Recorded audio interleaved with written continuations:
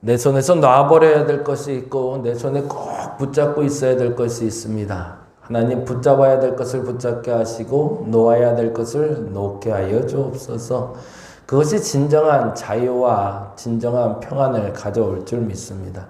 무엇을 부여잡기를 원하는가, 무엇을 부여잡고 있는가, 이 부분이 내게 얼마나 중요한 부분이지 아오니 하나님, 내가 붙잡아야 될 것을 꼭 붙잡게 하여 주옵시고 내가 놓아야 될 것은 마음껏 놓을 수 있는 용기를 허락하여 주옵소서. 내 것이 아니라 말씀하시는데 자꾸 내 것이라 욕심내지 말게 하여 주시고 내 것이라 얘기하시는데도 알지 못해 놓치는 어리석음 없게 하여 주옵소서.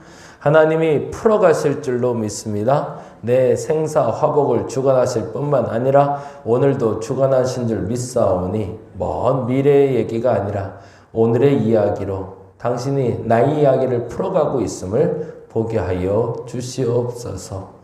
너무 멀리 움직이지 말아 주옵시고 내 눈앞에 내가 느끼고 내가 경험할 수 있도록 주님의 움직임을 역사를 가져와 주시옵소서. 오늘도 주님 앞에 모든 문제를 해결하기 위하여 또한 근심을 덜기 위하여 나왔사오니 그 문제와 근심에서 자유하는 저들 되게 하여 주옵시고 하나님 앞에 온전히 깨어나게 하여 주시옵소서. 감사합니다. 고마우신 예수님 이름으로 기도드렸습니다. 아멘, 아멘.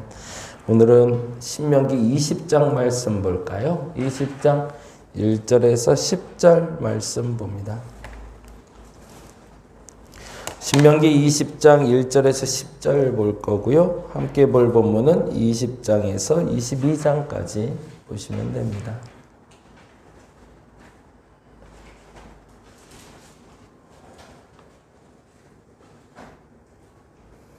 20장 1절에서 10절까지 우리 같이 한 목소리로 천천히 읽어볼까요? 내가 나가서 적군과 싸우려 할 때에 말과 병거와 백성이 너보다 더 많음을 볼지라도 그들을 두려워하지 말라. 애굽 땅에서 너를 인도하여 내신 내 하나님 여호와께서 너와 함께 하시느니라.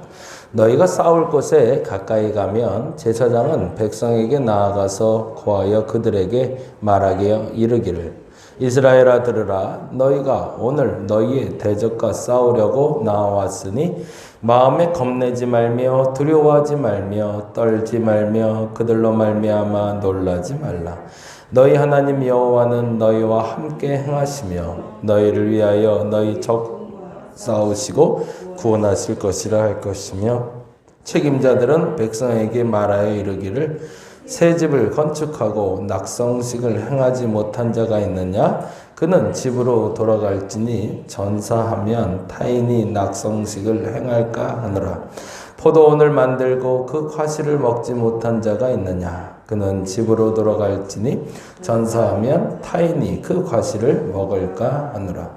여자와 약혼하고 그와 결혼하지 못한 자가 있느냐? 그는 집으로 돌아갈지니 전사하면 타인이 그를 데려갈까 하노라 하고 책임자들은 또 백성에게 말하여 이르기를 두려워서 마음에 허약한 자가 있느냐? 그는 집으로 돌아갈지니 그의 형제들의 마음도 그의 마음과 같이 낙심될까 하노라 하고 백성에게 이르기를 마친 후에 군대의 지휘관들을 세워 무리를 거느리게 할지니라. 내가 어떤 성읍으로 나아가서 치려할 때에는 그 성읍에 먼저 화평을 선언하라. 아멘. 아멘. 20장은요. 전쟁하는 방법. 조금 좀 은유적으로 표현하면 싸움의 기술. 이렇게 하시면 좋을 것 같아요. 전쟁의 방법은 무엇인가? 이제 앞으로 많은 전쟁을 치를 텐데 어떻게 전쟁할 것인가? 이겨놓고 싸우는 법을 알려주시는 거예요. 이겨놓고 싸우는 법이 뭔지 그건 이제 좀 이따가 말씀을 드릴 거고요. 그리고 21장에는 재미난 이야기가 나오는, 재밌다고 표현해서 죄송한데 죽음을 맞이한 한 죽음에 대한 이야기를 시작으로 해서 공동체의 책임은 무엇인가 이렇게 묻고 있어요. 공동체의 책임은 무엇인가? 그래서 1절에서 9절에 보면 한 사람이 죽음이 발견이 돼요. 길가에서. 근데 이 사람이 누군지, 그리고 누구에 의해서 그렇게 가해를 당해서 죽게 되었는지를 알 수가 없어요. 그리고 누군가가 우연하게 발견을 했어요. 여기선 그 어떤 사람도 이름이 없어요. 죽은 사람의 이름도, 죽인 사람의 이름도, 발견한 사람의 이름도 없어요. 이게 최초의 발견자가 누구인지도 별로 중요하지는 않아요. 그런데 만일에 그러한 죽음을 보았을 때 어떻게 할 것인가에 대한 처리 방법이에요. 그때 아주 재미난 방법을 이들은 택했는데, 그 죽음을 맞이한 곳에서 가장 가까운 성읍에, 장로들이 다 모여서 가장 가까운 성읍에 있는 암송아지를 끌고 오게 합니다. 땅을 갈아보지도 않고, 그리고 한 번도 일을 해보지 않은 순수한 암송아지 한 마리를 데려다가 그 죽음이 있는 자리 부근에서. 근데 참 재미난 표현이라는 건 물이 흐르는데 경작하지 못하는 땅이라고 되어 있어요. 물이 흐르는데 경작하지 못하는 땅에서 그 암송아지를 잡을지니라 이렇게 되어 있어요. 그거 한번 찾아볼까요? 21장에 보니까 이렇게 되어 있잖아요. 21장 1절 먼저 볼게요. 내 하나님 여호와께서 내게 주어 차지하게 하신 땅. 거기다가 줄을 좀 쳐놓을게요. 내게 주어 차지하게 하신 땅. 왜 이 말이 중요할까요? 너에게 권리와 의무가 있다는 거예요. 내가 사는 곳은 하나님이 주신 곳이고, 그 하나님이 주신 곳엔 너는 마땅한 권리와 의무가 있다. 그곳에서 발생하는 일을 방치하지 말라라는 얘기죠. 하나님은 우리에게 주어주신 그 영역을 그어놓고 그 영역 안에 살게 하셨습니다. 그걸 믿으시나요? 우리 가족이라는 영역을 만들어 놓으셨고요. 교회라는 영역을 만들어 놓으셨고, 지역이라는 영역을 만들어 놓으셨어요. 저에게는 마복동이라는 영역을 허락하신 거죠. 그러면 이곳에서 일어나는 그 어떤 일도 너는 책임이 없다고 말하지 말라는 겁니다. 그렇게 해야 공동체성이 회복이 되니까. 내게 주어진 것에서 만일에 피살된 시체가 들에 엎드려진 것을 발견하고 그 처죽인 자가 누구인지 알지 못하거든. 그때는 급히 누구부터 모여라? 그 지역의 대표자들이 모여라. 그리고 나서 이렇게 되어 있습니다. 4절에 보니까 이렇게 되어 있네요. 4절. 그 성읍의 장로들이 물이 항상 흐르고 갈지도 않고 씨를 뿌린 일도 없는 골짜기라고 되어 있네요. 그렇죠? 여기는 두 가지 의미가 있는 거죠. 이제부터 죄를 씻을 건데, 그 죄가 흘러갈 수 있는 곳에서 그곳에 고이지 못하게 하라는 거죠. 암송아지를 잡았는데 그 피가 흘러야 될 거 아니에요. 근데 그 피가 땅에 스며들면 우리가 창세기에서 읽어서 한 것처럼 아벨의 피가 땅을 통해서 너에게 말하고 있다라는 표현이 나온 것처럼 그 땅의 저주가 쌓이지 않게 하라는 거죠. 그래서 물이 흐르는 곳, 그리고 두 번째는 갈지도 씨를 뿌린 일도 없는 골짜기라고 되어 있어요. 앞으로도 그럴 일이 없는. 왜 그럴까요? 땅에 피가 스며들었다가 나중에 혹여 누가 경작을 하겠다고 땅을 파다가 그 안에서 그 피를 발견하게 되면 그것이 저주가 될 거라는 거죠. 그래서 이 두 가지가 존재하는 땅에서 암송아지를 잡아서 흘려보내려고 합니다. 그럼 뭘까요? 그 어느 누구에게도 책임을 전가하지 않고, 그 어느 누구도 그것 때문에 피해 입지 않고, 그 어느 누구도 이 죄에서 자유하지 않은 사람이 없게 만들기 위해서. 그래서 무엇인가 까닭 없는 원인은 없다라고 이야기하고 있는 거죠. 그리고 그것을 알지 못할 때는 누가 책임져야 된다? 공동체가 책임져야 된다. 근데 그 공동체는 앞서 말한 대로 여기는 하나님이 내게 주신 땅이야 라고 인정한 사람들이죠. 교회 내에서 문제가 발생했을 때도 마찬가지, 가정에서 문제가 발생했을 때도 마찬가지, 누구 탓하지 말라는 거죠. 원인을 모르는 죄에 대해선 너 때문에 아무리 좋은 일, 나쁜 일이 터졌을 때 그것을 누구에게 손가락하지 말라는 겁니다.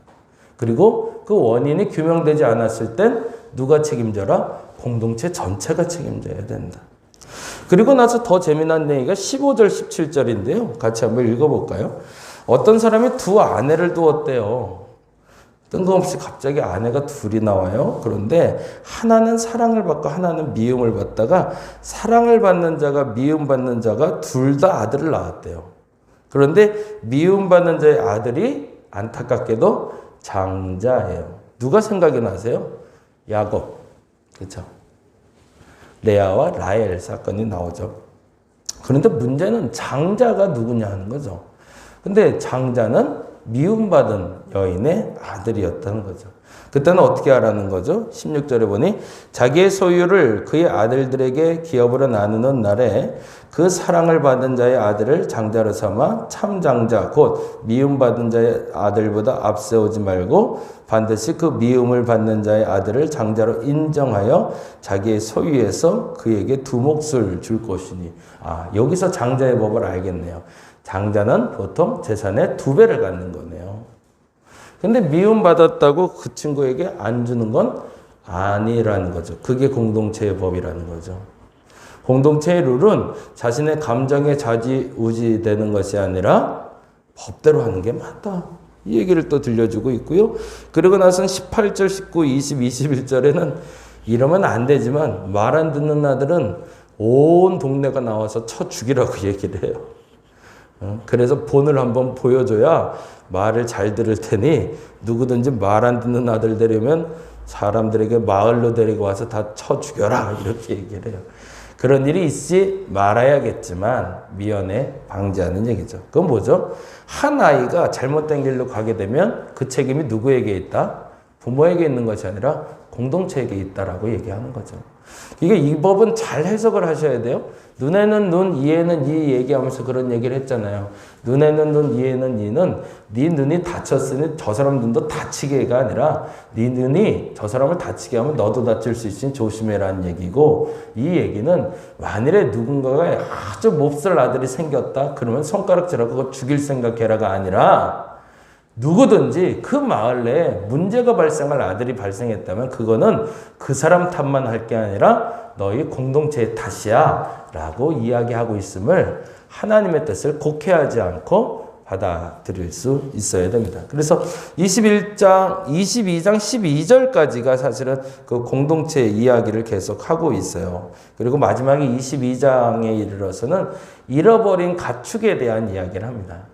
누군가가 가축을 잃어버렸으면 그냥 잃어버렸다고 놔두지 말고 공동체가 책임져서 가축도 찾아줘야 되는 게 맞다라고 공동체의 책임에 대해서 묻고 있고요. 그리고 22장의 후반부에 가서는 결혼에 대한 이야기가 나옵니다. 원치 않는 결혼은 아니고요. 결혼하고 나서 마음이 변했을 때예요. 참 어려운 얘기죠. 결혼할 땐 사실은 그래도 일말에 1%라도 좋은 게 있으니 결혼을 했지 너무너무 싫어 죽겠는데 그러지는 않잖아요. 그런데 이게 사람 마음이 그렇지 않더라는 거죠. 한번 결혼하고 나고 그 다음에 어떤 핑계거리를 찾아서라도 저 사람하고 자꾸 갈라지려고 하는데 그럴 때 어떻게 해야 될까? 그 얘기를 사실은 하고 있는 게 22장 13절에서 30절까지입니다. 그래서 그 얘기를 통해서 어떤 성적인 얘기를 하려는 게 아니라 그 결혼에 대한 이야기의 기준에 어떤 상징적인 언어들을 찾아내시면 은혜가 될 것 같습니다. 오늘은 20장 얘기 잠깐 하고 마무리하려고 합니다. 20장에 전쟁에 대한 이야기를 하는데 전제가 이렇게 돼요. 전쟁을 치를 때의 전제는 20장 1절 같이 읽어봅니다. 내가 나가서 적군과 싸우려 할 때에 뭐라고 되어 있죠? 말과 병거와 백성이 너보다 많음을 볼지라도, 거기다 줄쳐놓을게요. 많음을 볼지라도. 이겨놓고 하는 싸움이라는 겁니다. 네. 첫째, 내 눈에 보는 게 전부가 아니다를 알아는 겁니다. 어떤 전쟁이든 마찬가지입니다. 이제부터 우리는 영적 전쟁이라는 이름으로 생활 전선으로 뛰어들게 되는데 우리의 삶의 자리에 내 눈에 보는 것에 집중하지 말라라는 겁니다. 왜요? 그 이유는 이렇게 말하고 있죠. 애굽 땅에서 너를 인도하여 내신 내 하나님 여호와께서 뭐한대요? 너와 함께 하시기 때문에. 거기다 줄을 쳐놓죠. 많음을 볼지라도 걱정하지 말라. 두려워하지 말라. 왜? 하나님이 너와 함께 하신다. 근데 그냥 하나님이 아니라 그 하나님은 어떤 하나님이래요? 애굽 땅에서 너를 인도했대. 애굽 땅에서 이스라엘 백성을 인도했다라는 말을 들을 때 이스라엘 백성들에게 첫 번째 들려드는 메시지는 뭘까요? 내가 할 수 없는 일도 이루시는 하나님이라는 뜻입니다. 기적을 이루시는 하나님, 능력을 발휘하시는 하나님, 내가 할 수 없는 그곳에서 구원하시는 하나님이라는 상징 언어를 애굽에서 나왔다라고 말할 땐 그들은 알아들었다는 거죠. 우리도 마찬가지죠. 여러분도 지금 이제 이 새벽 끝나고 전쟁하러 또 나갈 거잖아요. 그렇죠? 돈 벌러 나가야 되고요. 그리고 싸우러 나가야 되고요. 그리고 그 전쟁에서 지고 들어오면 안 되죠. 이겨야 되는데 어떻게 해야 될까요? 중요한 것이 있다는 거죠. 그 사람의 눈빛, 그 사람의 상황, 그거 너무 신경 쓰지 마라. 그거 두려워하지 마라. 그건 하나님이 알아서 하실 거고 너는 하나님의 함께함을 먼저 믿으라. 그것이 전쟁의 첫 번째 방법입니다. 그리고 두 번째로 너무 중요한 게 있는데요. 5절부터 나오고 있었죠. 5절부터 이렇게 얘기해요. 책임자들은 백성에게 말하여 이르기를 새 집을 건축하고 낙성식을 행하지 못할 자가 있느냐. 그건 무슨 말이죠? 집을 건축하고 이거 집 마무리하고 가야 되는데 이 마음 들었다는 거죠. 6절에 포도원을 만들고 그 과실을 먹지 못한 자가 있느냐. 포도나무에서 이제 열매 맺힐 때 됐는데 그건 뭐 하는 거죠? 미련 남는 사람들을 얘기하죠. 그걸 다른 말로 어떻게 표현할까요? 전쟁에 집중하지 못하는 사람을 말합니다. 저희 아버지에게 배운 참 좋은 단어가 있어요. 그건 뭐냐면 밖의 일을 집안까지 들여오지 마라라는 거였어요. 저는 그 말이 참 좋아요. 밖에서 있었던 일을 가지고 집에서 자녀들에게 화내지 말아야 됩니다. 자녀들도 마찬가지. 밖의 일은 밖의 일이고 안의 일은 안의 일이죠. 근데 중요한 건 전쟁은 하나님이 치러주실 건 맞아요. 내가 지금 생활전선에서 그리고 우리 가정에서 일하는 그 모든 대수사의 전쟁도 하나님이 다 치르실 거예요. 그런데 중요한 건 그 믿음을 갖기 이전에 내가 가져야 될 첫 번째 생각이 있는데 거기에 정말로 집중하라는 거죠. 그리고 그 집중도가 나타났을 때 하나님이 함께하는 거지 여기다도 생각 갖고 있고 저기다도 생각 갖고 있으면서 돈 벌 생각하지 말라는 거죠. 우리 청년하고 어저께 얘기하면서 그런 얘기 했는데 좋은 일을 많이 하고 싶다고 그래서 맞다. 좋은 일 많이 하고 뭐 어려운 사람 구제하고 좋잖아. 그런데 중요한 건 돈도 잘 벌어야죠. 사업을 구상하면서 좋은 일을 하는 건 맞아요. 근데 돈을 잘 벌어야 좋은 일도 하는 거지 돈도 못 벌면서 무슨 좋은 일을 해요. 그러다가 얘도 망하고 너도 망하는 거죠. 그래서 그런 얘기를 마지막으로 했는데 만일에 당신이 좋은 일을 하다가 당신이 망한다면 그게 하나님 기뻐할까? 아니 절대. 좋은 일을 하려면 내가 돈을 잘 벌어야 되는 게 맞다. 그러려면 어떻게 해야 돼요? 집중해야 되는 거죠. 그렇게 집중할 마음이 없으면 전쟁에 나가지 말라는 얘기입니다. 그리고 또 중요한 것이 있습니다. 10절 말씀이죠. 10절 말씀 같이 한번 읽어볼까요? 내가 어떤 성읍으로 나아가서 치려할 때에는 그 성읍에 먼저 화평을 선언하래요. 그게 원래 원칙인 거죠. 싸우려고 먼저 들지 말라는 거죠. 기선제압해서 차라리 화평을 만들어낼 수 있으면 그게 진짜 전쟁이라는 거죠.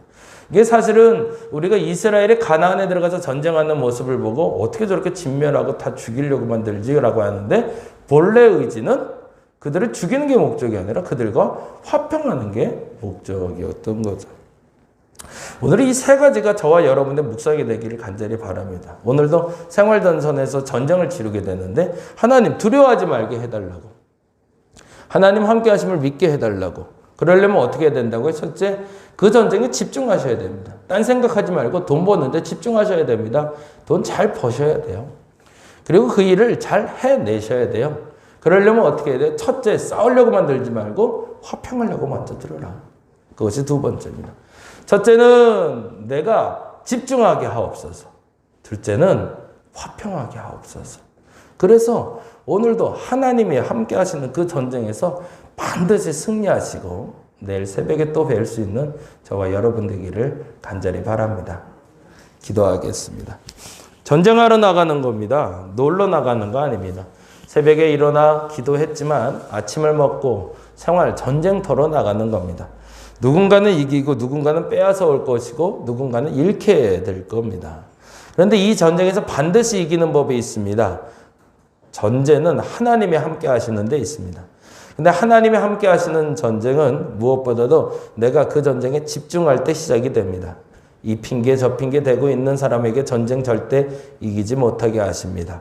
근데 무엇보다 싸우려고 내가 전쟁하는 것이 아니라 화평하려고 전쟁하는 것을 인정하는 사람에겐 하나님이 그 땅을, 그 지역을 허락하실 줄로 믿습니다.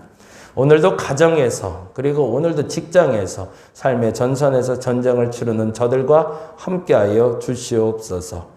애굽에서 승리를 이루신 주님께서 저들에게 승리를 가져와 주옵시고, 그래서 승전보를 누리며 부르며 들어올 수 있는 저들의 한날 되게 하여 주시옵소서. 감사합니다. 고마우신 예수님 이름으로 기도드렸습니다. 다 같이 기도하고 돌아갑니다.